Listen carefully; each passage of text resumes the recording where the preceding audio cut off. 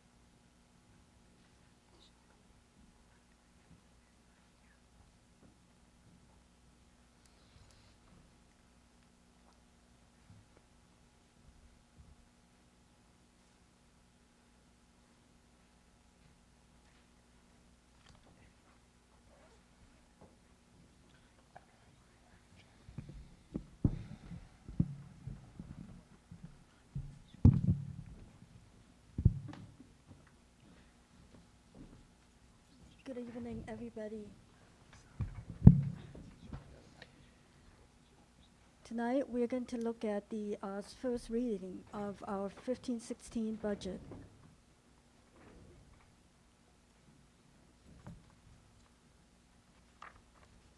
Okay, so the budget goals. The goals of the budget is to maintain a balanced budget for Emory School District for 15-16 and making sure that we are in fiscally sound condition. And now let's look at the income side of the 15-16 projected budget. And you can see, you can see on this slide, it shows you the income of the different sources, unrestricted, restricted, and the total. So for LCFF, we are projected to receive $5.9 million. Federal income, $271,000. Other state income, $673,000. Local income, $2.8 million. And the SALPA transfer in to the special ed program is $370,000 for a total of $10.06 million. And on the expenditures, certificated salary is going to cost us $4.5 million. Classified salary, $775,000. Health and welfare and the fringe benefits, $2.4 million. Books and supplies, $221,000. Contracts and services, $1.7 million. Indirect costs, negative $26,000. For total expenditures of $9.67 million. And add on to that, the transfer out, which is the general fund contribution to the food services, $254,000. Contributions to the restricted program, $915,000. So you will see there is an increase of $133,000 to the ending fund balance. And now the fund balance. It listed the beginning balance as of July 1st, 2015 for a total of $2.3 million in the general fund.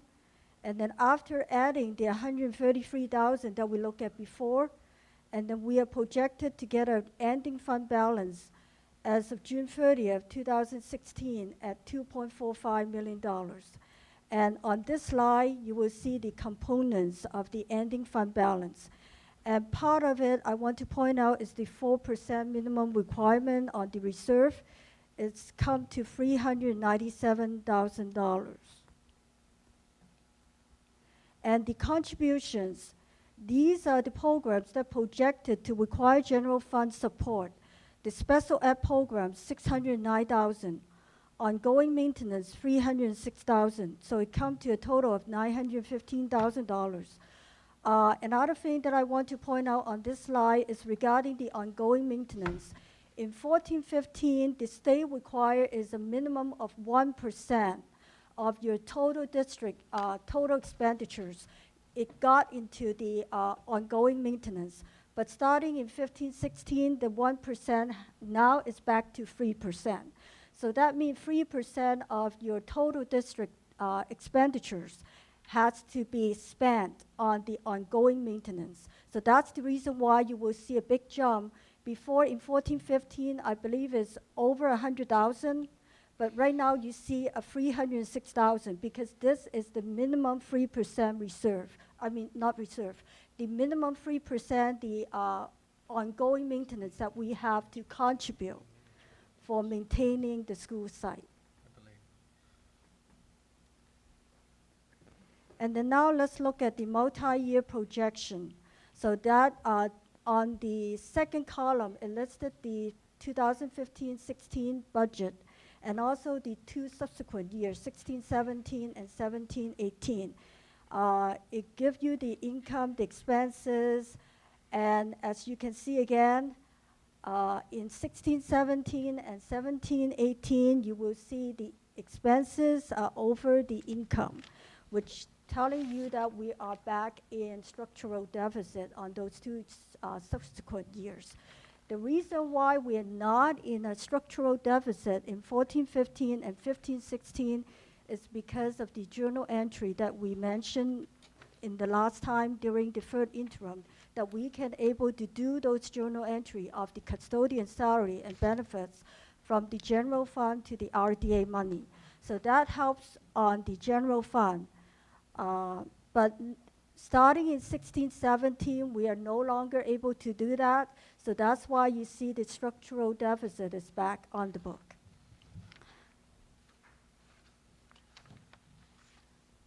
But again, that period slide that right here is only a summary version. The detail is on the legal size spreadsheet that we have uploaded on the board package. And we will go over the assumptions on that NYP later on. And in here, see there's no deficit spending in 15-16, but there you will see the deficit spending coming back in the two subsequent fiscal years. But after all, we are still able to make that 4% minimum reserve in all 3 years, as you can see on the multi-year projection. So before we go on to question, I want to get out here and then look at the assumptions. Lisa, can you able to help me to pull this out?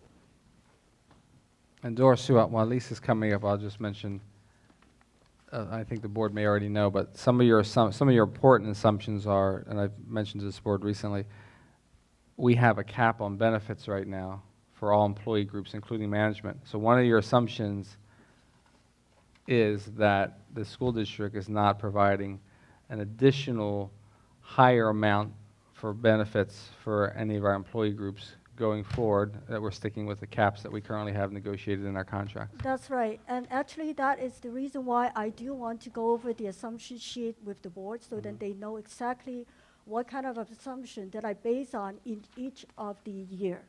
And that's how do I come up with those numbers on the spreadsheet. So now on this board item that Lisa uploaded, this is regarding assumption that I used to base on my multi-year projection. The part that I really want to point out is regarding, you can see it listed the first item, the annual COLA for each year, and so on. But the item that I want to point out here is regarding the enrollment. The enrollment in the third interim, I was using the 5 years average last time, but this time on the enrollment, I want to point to the board that you can see it's 695 all along, all 4 years. So I am based on the assumption that we are at least maintaining our current enrollment. And the 695 is the CalPAT certification number for 14-15. So the undeprecated count, we are going to keep at 74.96%. And the ADA number is the P2 number for fiscal year 14-15. So we kind of mentioned the custodian salary and benefit to the RDA money in 14-15 and 15-16. You can see is $363,000 in 14-15 and projected to be $361,000 in 15-16. But another thing that I want to point out to the board is regarding the STIRS and PERS. See the rate, it really causing a big burden on the district. The rate is coming up from 8.88% to all the way to 14.43% in 17-18. And the PERS is 11.77% right now, all the way to 16.6%. So, and then the health and welfare, which is what Dr. Rubio mentioned earlier, the multi-year projection is based on there is no more any future increase in premium on the health and welfare will be picked up by the employee. So that's the reason why it said here there should not be any change or any increase for the next 3 years, 15-16, 16-17, and 17-18, compared to this current school year, 14-15. And then workers' comp is going to be 1.88% to 2.18% in the next 3 school year. And then on the next page, it kind of gives you an idea of how much money that we are going to expect to receive from the state. On the state aid, it listed all the 1.3 million in 14-15, 1.8 in 15-16, and close to 2.1 in 16-17, and 2.3 million in 17-18. But again, this number is already including the supplemental and concentration. But I do want to brought to you how much of the supplemental and concentration that we received in 14-15, which is 448,000, but it's going to jump to 879,000 in 15-16, and 1 million in 16-17, and 1.1 million in 17-18. The EPA, which is the Prop 30. Before you move on, Dorsu, that state aid line, which is the combined base and supplemental concentration, that's the increase in our, or that's No, the that is total the LCFF dollars that we're going to get? That's you right. just, I thought you just reported in another This point is we're getting 5 or 6 million a year in LCFF total dollars. This is the exact amount we are going to project to receive in each of the different school year. Under the That's new, LCFF total? Is it- yes, We're reporting our base funding in the back of this LCAP as, yeah, $5.5 million.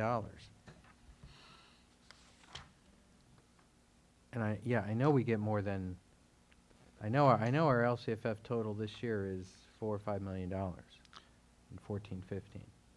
well, So that's why I thought, is that the think- increase? Is that the? No, if you're talking about the LCFF money, Mhm. it consists of the state aid, it includes the EPA, it includes the property taxes. So LCFF is just the umbrella of Oh, I see. a I see. I different see. number of sources. So you got to add the property taxes in, which That's right. basically the state offsets our LCFF allocation by saying, well, you have 3.6 million property taxes, That's right. so we're not sending that. So So- LCFF is everything, but in here, I do want to break it down to you how much is each one. Okay, so yeah, it could be that our supplemental concentration is also coming out of the property tax offset. But So anyway, basically, you got to put it somewhere. yes. Okay. Basically, LCFF, again, is including the state aid, EPA, and property taxes. Yeah, so it's those first Okay. 4 lines. Yes, yes. Okay. So, Again, I'm assuming we will have the same amount of property taxes coming in. So the estimated LCFF per ADA is $8,000 for 14-15, $9,183 for 15-16, $9,559 for 16-17, and $9,893 for 17-18. So there is, on the May revised, there will be a one-time discretionary coming in the next school year, which for Emory is about $385,000, which is $601 per ADA. And special ed, this is the SALPA transfer money coming in to support the special ed program. So as you can see, 14-15 is $369,000. And then in the next 3 years, I'm projecting pretty well in the same range, which come to $370,000. So on the last several items on this sheet is talking about the pass-through. So pass-through money is not additional money to the district. It's just coming in and we're going to pay the teachers out. So it's just a pass-through money. It's not additional funding. And on the next several pages, because as you can see, 85 to 90% of a school district budget is really related to salary account, which is regarding position. So I did run a couple pages of position, giving the board the idea, how do I come up with the 15-16 budget? It's based on, I want to go to the third page, where it said, in here is the certificated position, the 50.6 FTE number right there on the third page, under the 15-16 certificated position. So the 15-16 adopted budget is based on 50.6 FTE teaching position. And then on the page, you will see the staff name, the title, and their FTE, and also their funding, the funding source. And then on the fourth page, then it gives you the classified FTE that we base on, which is 13.5. So it's doing the same thing, giving you the name of the staff, their title, and also their FTE, and also their funding source. And then on the last page on here, it gives you the management group. Is 11 FTE right here. So these are the positions that we base on when we create that multi-year 15-16 budget. And on the way that I project the 16-17 and also 17-18, pretty well I'm using the same FTE. So now I can go back to questions.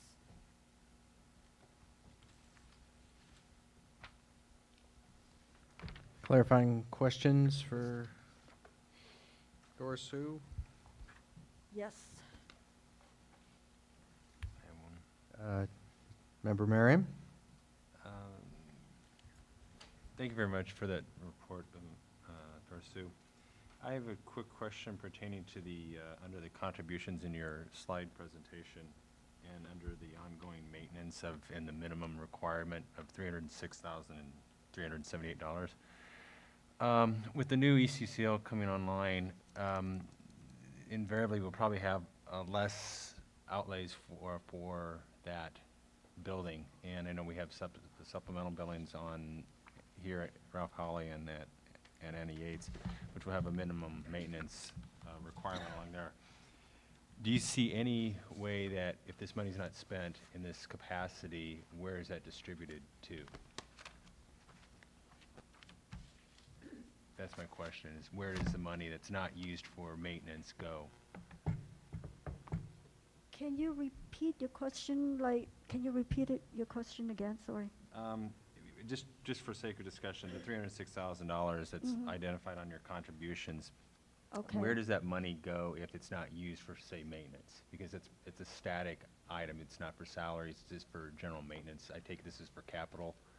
Right improvements. now, that 306,000, the way that pretty well, the easy way to do it is on your multi-year projection, Mhm. which is on the legal size paper. You added up all the district total expenditures, and then Mhm. you times the 3%. And that is the minimum you have to contribute it to that ongoing maintenance. Mhm. Right now, if you're asking me what kind of expenditures are going in there, I can tell you, because of our situation in the custodian salary and fringe benefits, we're no longer charging to general fund. I'm making sure the director of maintenance, instead of charging to the general fund before, is now going into the ongoing maintenance, because somehow I have to make sure there are expenses to go into there. And then not only on the salary account, the non-salary account, like the 4,000 supplies and materials, Mhm. and services and consulting services, stuff like that, repairs, stuff like that. Most of the time, it's been charging to general fund. Again, I will make sure these expenses, instead of going to the general fund, it will go to the ongoing maintenance to meet that 306,000. So the definition As far as, is there any money left? That's the reason why I want to make sure I understand your question. Well, I There think- is Can no I- money left, because these are the general fund money that go into the ongoing maintenance. Can I rephrase Member Merriam's question? Okay, all I right. think the question he's asking is, do these become restricted funds that we can only use for ongoing maintenance? Or Yes. then that's the answer, Yes. so. Yeah. If we don't use them, we lose them. Yes, Does that help? Yes, thank you. yeah, I'm sorry. Okay, thanks. Okay, other questions about the budget?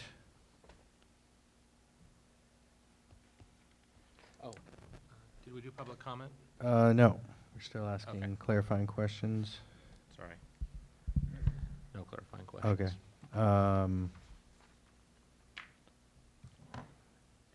Yeah, I actually had a question on some of the other documents on the SACS report. I don't know if you have that in front of you.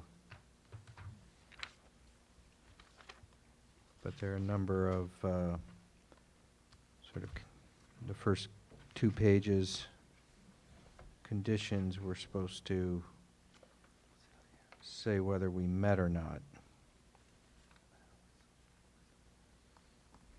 I'm pulling my SACS report up. May I ask what page you're looking at? Yeah, on page 1 and 2 of the SACS report. Okay.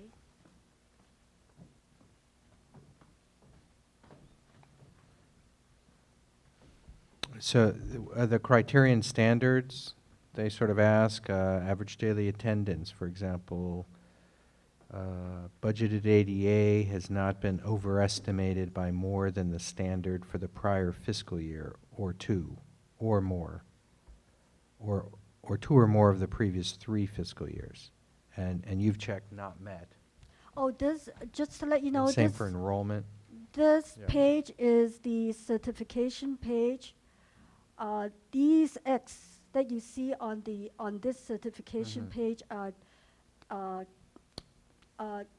marked by the system with the data that we Sort of computer input. generated. The reason why on the ADA we are not meeting the criteria is because we are in declining enrollment.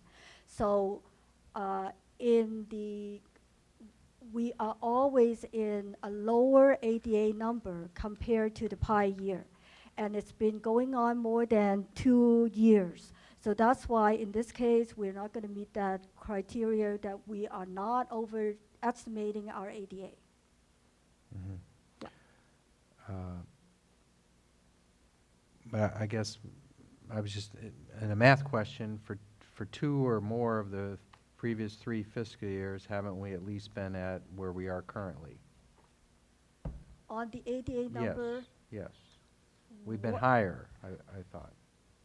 So we're not reporting a number that's low, that's an overestimation of where we were over the last 2 years. I believe the actual ADA numbers, they are lower than what we estimated during the budget adoption in the prior years. But There- I could look Oh, further I and give see. you the Okay. exact number. But I believe that is the You mean case. higher? Our You mean we estimated estimate ADA. higher than our budget adoption? No, our Or lower? estimated Yeah. ADA, the P2 Yeah, number, ended up lower than the ADA number that we budgeted in the beginning of the fiscal year Mhm. for more than 2 years.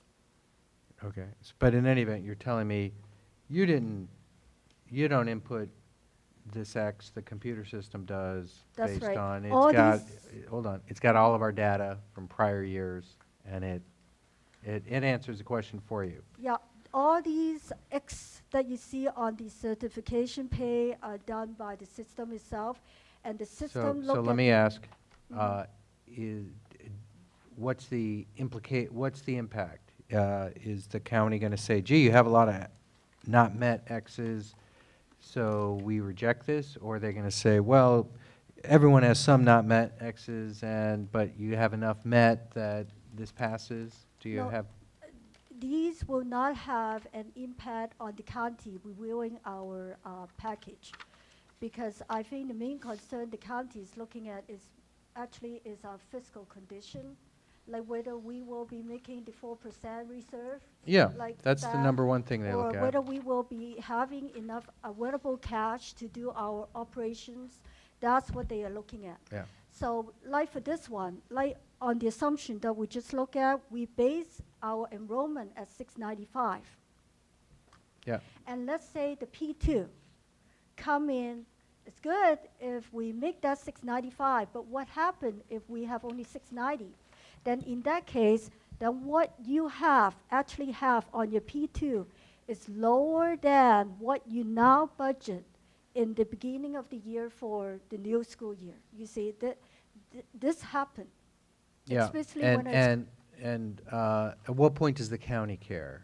They're looking, they care when you're not meeting your 4% minimum reserve 3 years out. Yeah, because if you're not making your minimum state required 4%, it tells you that you either in a negative certification or you are in a qualified certification. Yeah, we just went through that.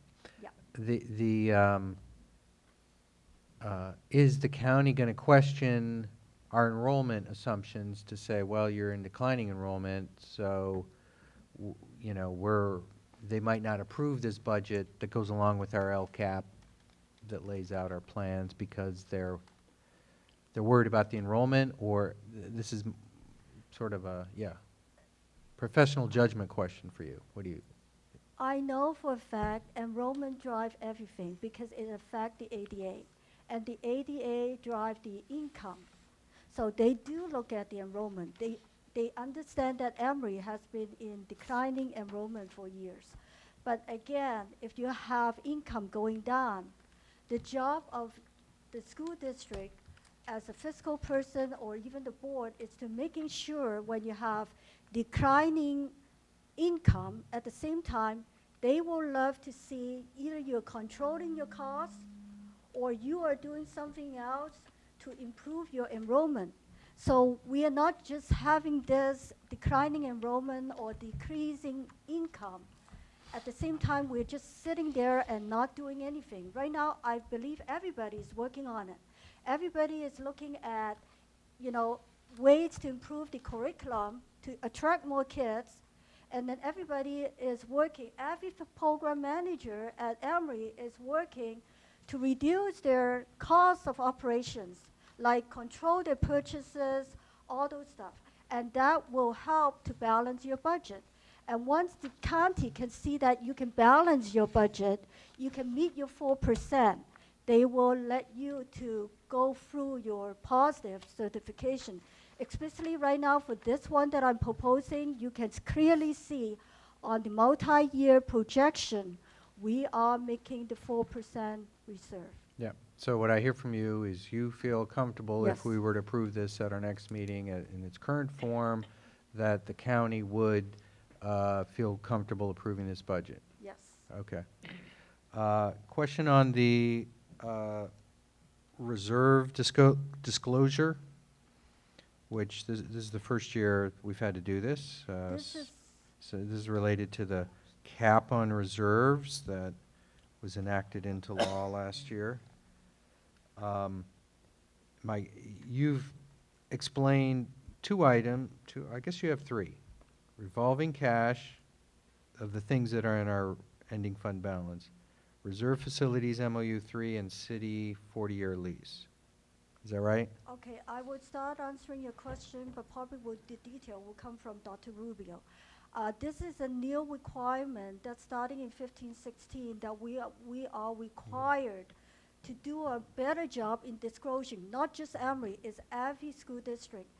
If anybody that keeping their ending fund balance beyond their minimum requirement, in our case it's the 4%, then you need to do a page like this to let the public know why you are keeping is Got it. on that sheet that I fill out for the certification on the disclosure. I mentioned the 3 items that listed on your legal size multi-year projection, which is the city lease, the MOU free, and the revolving fund. I think one thing that I did not touch on the restricted side, I believe that's what you're saying, the 170. 2,425. It shows That- up every year. That is the projected ending fund balance on the restricted program. Yes, I will make sure to put that in. Okay. Yeah. Those are categorical, state Yes. or federal, that Those are the categorical program like Title I, II, III. yeah. And it's, why is it constant? Aren't we going to spend it down at some point? But it's sort of a placeholder for now, till we spend it, it's in our ending fund balance? That's right. Okay. All right, so, yeah, I guess if you can add that will address that concern. Those were my clarifying questions. If there are no more, let's see if there's any public comment on this item. Any public comment? None. Okay, any further discussion? See, Member Pats had a, Yeah, I just, Comment. looking at the budget outlays and freezing the benefits, I think as we look at these things, we have to be aware that not only are the STRS and PERS costs going up for the district, but they're going up for the staff as well. You know, it's going to be on both sides. And so if we're, you know, if medical expenses goes up and STRS goes up, we have to be aware of that as we head into negotiations, that they're much like the district is losing the money, they're losing the funds as well. And so I think it's really critical we not think of it as just, you know, Governor Brown taking from us, he's taking from everybody. And as a member of STRS, I'm okay with it because I think we need to increase the contributions, but I also think as we go forward with our budgeting, we need to be aware of that there's going to be potential pushback or more money out of pocket for people living in the area. So I'm just going to throw that out there. You're right. You're correct. Mhm. that's a good point. Other board member comments, discussion? Okay, so we will see this item again at our next meeting. Yes. All Okay. right, thank you, Dora Sue. Thank you, Dora. Thank you, Doris. So we're skipping item 6, which is so we took that off the agenda for tonight. That's correct. Change order on the swimming pool.